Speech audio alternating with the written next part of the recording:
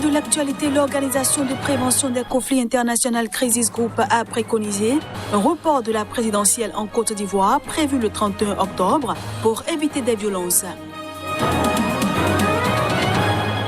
Présidentielle du 22 novembre au Burkina Faso, le mouvement du peuple pour le progrès MPP, parti au pouvoir, a déposé ce mardi la candidature du président Kaboré qui brigue un deuxième mandat.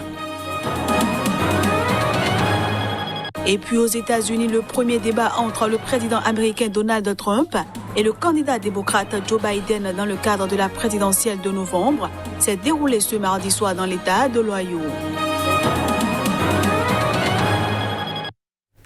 Voilà pour le sommaire. Bienvenue à tous.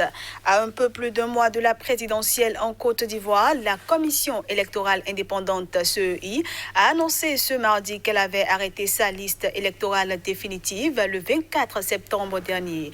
Le pays compte désormais 7,5 millions d'électeurs et les chiffres de la liste électorale définitive le confirment.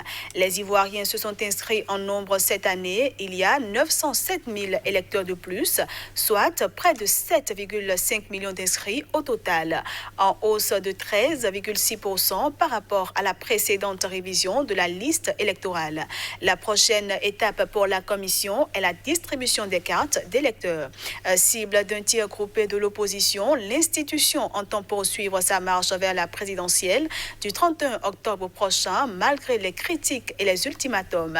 Pour les opposants à la candidature d'Alassane Ouattara à un troisième mandat, la commission est partielle. Ils exigent sa dissolution comme celle du Conseil constitutionnel.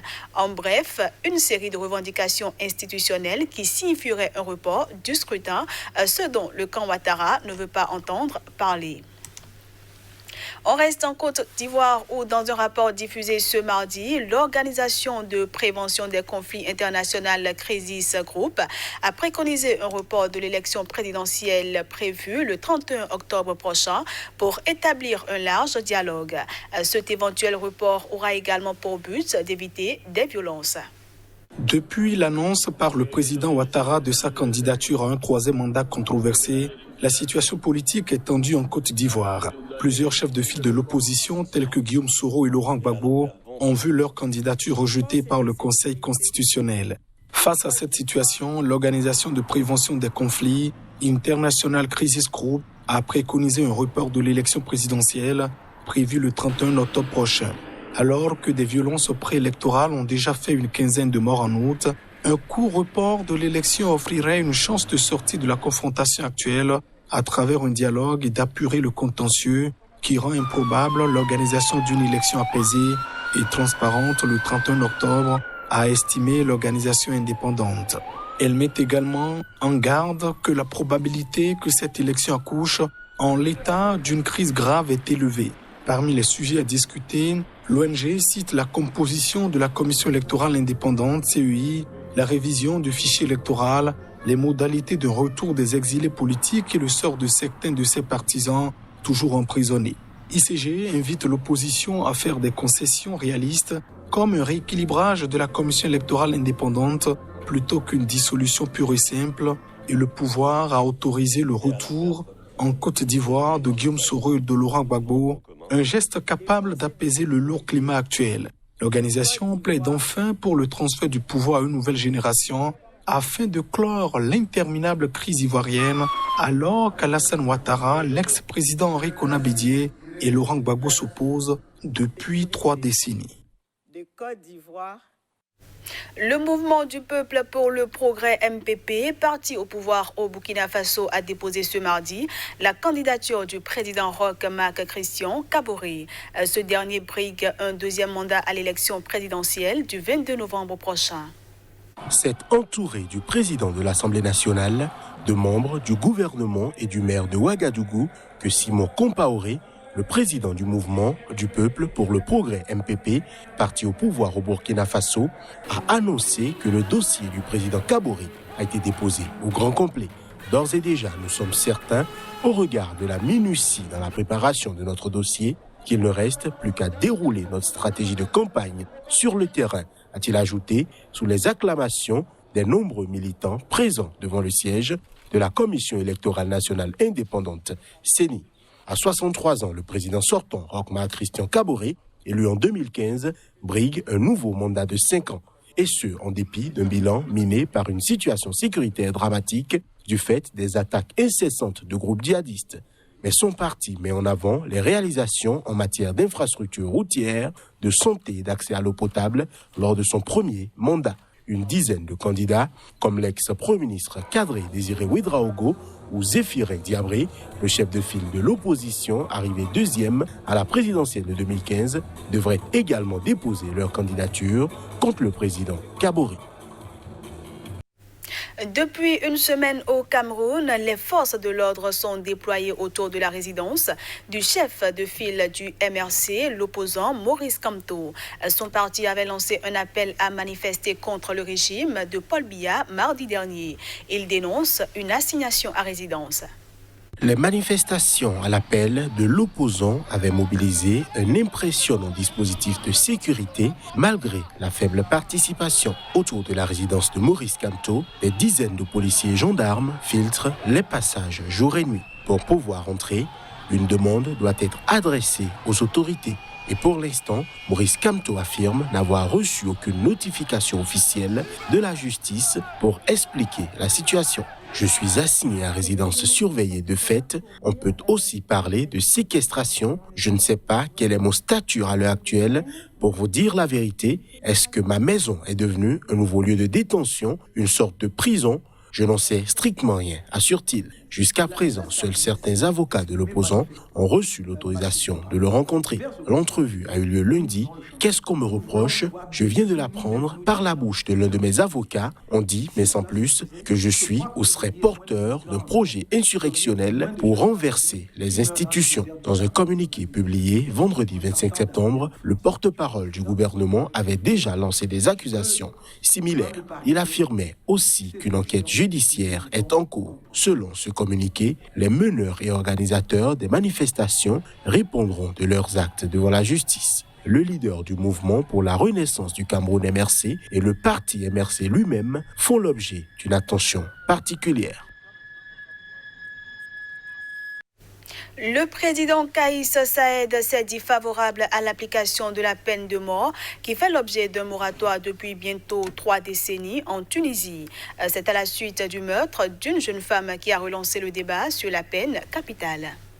Quiconque tue une personne sans aucune raison mérite la peine de mort, a déclaré Kaïs Saïed lors d'un conseil de sécurité lundi soir, selon une vidéo mise en ligne ultérieurement par la présidence tunisienne. Le débat se poursuit sur cette question. Cependant, quiconque tue une personne sans aucune raison mérite la peine de mort.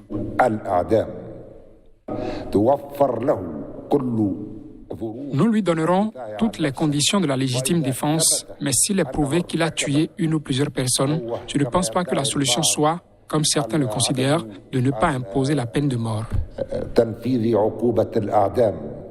Si la justice tunisienne continue à condamner régulièrement des gens à la peine capitale, notamment dans des affaires de terrorisme, un moratoire est appliqué de facto depuis 1991. Un meurtre vient toutefois de relancer le débat. Rama, 29 ans, disparu à la sortie de son travail, a été retrouvé la semaine passée près de l'autoroute entre la capitale Tunis et le quartier résidentiel de la Marsa. Le suspect, rapidement arrêté, a fait des aveux, affirmant l'avoir tué et avoir volé son téléphone, selon le ministère de l'Intérieur. Il semble que le tueur présumé avait déjà tué quelqu'un auparavant et avait été gracié, a encore commenté Kaïs Saïed, sans élaborer davantage. Chaque société a ses choix. Nous avons nos principes et le test est là, a ajouté le président, en référence à l'article 7 du Code pénal qui prévoit la peine capitale par pendaison. Suite à l'émoi déclenché par ce meurtre, très commenté sur les réseaux sociaux, des ONG comme la Ligue des droits de l'homme ont rappelé que la peine de mort était une atteinte aux droits qui n'avait pas de vertu préventive. La constitution tunisienne adoptée en 2014 et internationalement saluée 3 ans après la révolution consacre le droit à la vie, mais n'a pas aboli la peine de mort.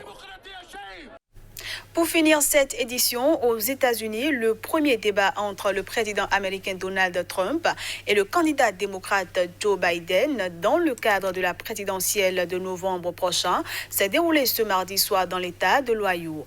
Un débat houleux à 35 jours d'une élection sous haute tension.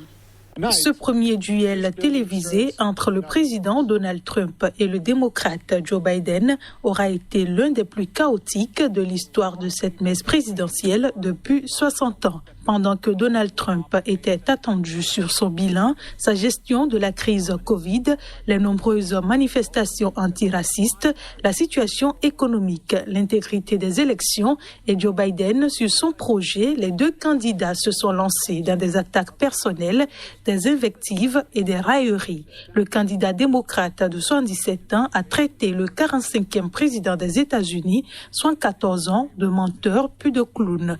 Il n'y a rien d'intelligent en vous, a de son côté martelé Donald Trump, connu pour ses attaques personnelles depuis le début de la campagne. Il a accusé son adversaire de vouloir un système de santé socialiste. Joe Biden a lui, au contraire, dénoncé la volonté du locataire de la Maison-Blanche d'installer une juge conservatrice à la Cour suprême juste avant le scrutin du 3 novembre pour pouvoir, selon lui, se débarrasser de l'Obamacare, l'assurance santé mise en place lorsqu'il était lui-même vice-président de Barack Obama. Le milliardaire républicain s'est aussi attiré de vives critiques du camp démocrate pour avoir semblé tergiverser lorsque le journaliste lui a demandé s'il était prêt à condamner les suprémacistes blancs. Si Joe Biden s'est engagé à accepter le résultat du scrutin, Donald Trump a lui esquivé, se bornant une fois de plus à affirmer sans preuve que le vote par correspondance, qui s'annonce important en raison du Covid-19, favoriserait des fraudes sans précédent et pourrait empêcher de connaître le vainqueur avant des mois. Les deux autres débats présidentiels sont prévus les 15 et 22 octobre prochains, respectivement à Miami en Floride et à Nashville dans le Tennessee. Voilà qui va mettre un terme à cette édition que je vous remercie d'avoir suivi. À bientôt.